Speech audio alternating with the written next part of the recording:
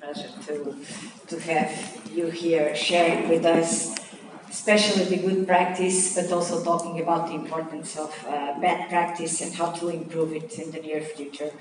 So I will pass the floor now to our guests from Technical University of Madrid, Alejandro Rodriguez González. And he will share with us another perspective, also the holistical perspective from education and vocational training, but now more focused on one of our fights and advocacies, the importance of being aware of 4.0, the big data, the Internet of Things, and everything related with this high technology that is the present. The future is here. So, and it starts 2 years ago. So I give you the floor. Thank you. Thank you very much. First of all, let me thank the conference for this invitation. It's a pleasure to be here. And yes, I will talk about a project that we are currently running. It's a project that is funded by the European Commission. By the H 2020 framework, and it's a project, it's a coordination and support action, and well, the project it's big, but I will focus on the skills part, that I think that it's the most relevant part of this.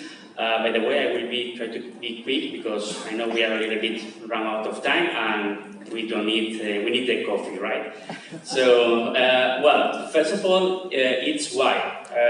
The time is now. I think that most of you have listened the words big data, data science, machine learning, all these keywords that are in this hype, and they are in this hype because it's the present, okay? Because the big data thing, it's here, and now is the moment that we have to tackle to try to work with this, okay? So this is just some news regarding this big data. This applies to all the domains, finance, economics, legal, healthcare, I mean, all the domains, because we have large amounts of data and we need to process it, we need to store it, and we need to analyze it in order to get value from them. So just a quick introduction about the partners that are part of this project. As you can see, most of these projects are industrial partners, okay, but we also have some academic partners, for example, like UPM, that is, by the way, the institution that I represent, but I didn't say anything, Universidad Politécnica de Madrid. We also have, for example, the European Institute of Technology, in this case, the Digital Kick, that is one of the several kicks that the AET has. And the BDB, that is the Big Data Value, in this case the Big Data Value Association. It's an association promoted by the European Union to tackle or to handle all these big data initiatives. But the things are not made from the scratch, because already exist some initiatives in the context of European application of big data technologies, like the European Data Science Academy, Edison, or the Center for Data Innovation, among several others. So the first question is, where is Europe today? And this is like the main question in this talk. So we have a lack of skills in the context of big data. Because, okay, we know that we have this big data, we know that we need to have new people that has skills on big data processing, large-scale management, data analytics. We know that this is something that is demanded by the industry, and this is the important thing, is demanded by the industry. The industry is the one that knows what they need, and they has to tell us, okay, I need this, and then the academia, it's our responsibility to provide these skills that allows us to go to this keyword that we have here, Industry 4.0, big data, production, manufacturing. So it's important to have some kind of conversation between both sides to be sure that we are doing the right things. So, and this is some kind of cycle, because at the end we have the money that is produced by enterprises, we have the skills that are demanded by the enterprises, and with these skills, with these enterprises, we have the value that again produce money, and we have like starting again the cycle. No? So this is very relevant. So how are we going to do that? Well, the PDPA has several parts. I will focus on the skills ones. because it's the relevant to this conference, and we have basically 4 main elements: the network of Center of Excellence, the Education Hub, the certification of curricula, and the mobility.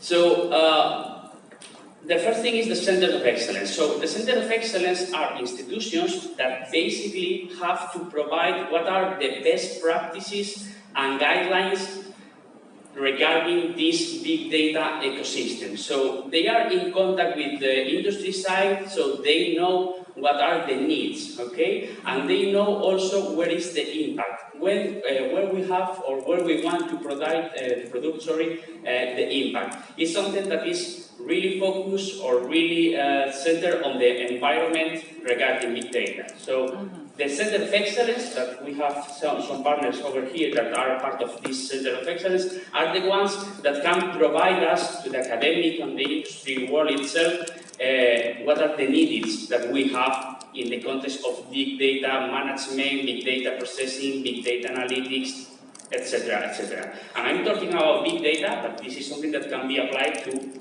any other technology. So these are more big data centers that are involved. Okay, we can see here that we have more academic partners. For example, like the UPM, we have the KT, the University of Eindhoven. We have several partners that are really related with this framework. Because at the end, and I want to say it again, but we need to join the effort between the industry and the academia. And that's the important thing, because the industry has the needs, and as academia we can provide it. We can provide solutions to these needs, okay? But we need to know what they need. So in the context of recognition, and this is related with the certification, and I will try to put an example to understand, to let you understand what is exactly what we aim to do. So imagine we have 2 persons that they are going to UPM, for example. We have a master in data science, okay, that is part of the European Institute of Technology, and we have 2 students that they go. It is supposed that this master has some skills, okay, so the students, once they finish their studies, they will acquire these skills, right? But the truth is that that's not so simple, because in this master, for example, we have several specializations. So, for example, student A is specialized on big data analytics, and the student B is specialized on large-scale data management. So the skills will be different because of the specialization. But even in the core, for example, each student will have different degrees of how they acquire these skills, because they have different marks in the subjects, they use different evaluation criteria. I mean, the skills is not so easy as saying, okay, you have this skill because you did this master. It's more complex. And we have to tackle this complexity, and this is one of the things that we want to tackle here. So the job seekers, I mean, these persons that these enterprises that are trying to get people needs, for example, the people that is trying to get a job needs to display, for example, the skills that they have, and they need to do it in a digital way, because we are in the digital area. Okay, and we need to do it with more information that only, okay, I did this master, that it's supposed that I got these skills. I need to have more evidences about the skills. And there are some skills that can have a deadline, because, I mean, you need to, again, train and be sure that you are with the most updated technologies. So it's not just easy as, okay, I did the master, so I'm an expert in this area. So you need to be continued training and learning. And another way, we need something that recognizes these skills. So we need some kind of certification. And this is one of the aims of EVBB. Try to create a system of recognition of skills in big data across Europe. Being able to have an entity that will certify, okay, you have these skills based on this, on that, and wherever, okay? And how can we do that? Well, we are working on that, and we have a first proposal over that. And in the context of employees, they need a framework that allows us, for example, to provide input to get or to provide what are the needs that they have, also from industry, but also the academia. I focus on industry, but the academia itself has to be involved, okay? And they need credentials to know what are the specific skills that a person has. And they have to be as much as granular and individual as possible. Because as I said, the skills that a certain master can has, it's something really broad, and we need to focus a little bit more over that. So the proposal that we are dealing with right now in the context of this project is using badges.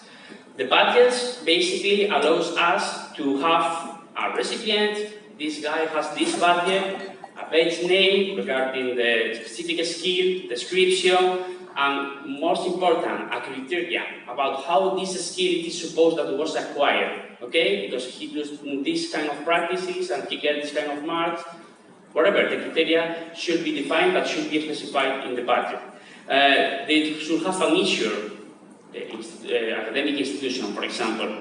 They should have evidences about why this person has this badge. A date, it should have some kind of spirit, it can expire, because as I tell you, there are some knowledge that needs to be, again, you need to continue learning and training. And this is the proposal that we currently have, using badges to let the people has the skills recognized through this system. But as I told you, this is an ongoing process, and this project has just started. And almost finished. Well, I would like to just mention a couple of things more. The first is the Education Hub. The Education Hub basically is some, let's simplify, like a web portal, okay, where the people, the students can, for example, try to find what are the academic opportunities or the educational opportunities that they have to acquire some skills. So, okay, I want to get skills in big data analytics, so what are the offers within the European Union that offers me that in the context of this certification criteria that we are going to create? So, okay, you can go to UPM and you can do this master, or you can do this summer school, or you can do this. I mean, it's not focused only on the university side, okay, it's more than that, but the idea is that you will have something where you can see where you can go. And on the other hand, the enterprises, the business, will have the opportunity of recruit people with specific skills that are trying to get a job. So it's some kind of connection between the job seekers and the enterprises. And finally, as part of this environment, one of the things that the project aims to do also is to work on the mobility, because we think that mobility is important because it allows you to see new ways of doing the things, allows you to go to other countries and to learn new cultures, and I mean, it's something that is interesting and it's really important. And this is something that it's part of the project, so try to provide mobility options within enterprises or academic enterprises and try to allow the people move from one country to another. And that's all. Thank you very much. And if you have any questions, you can let me know later. Thank you once again. I was told that unfortunately there's no time for questions and answers, but we'll continue all this conversation this afternoon and tomorrow during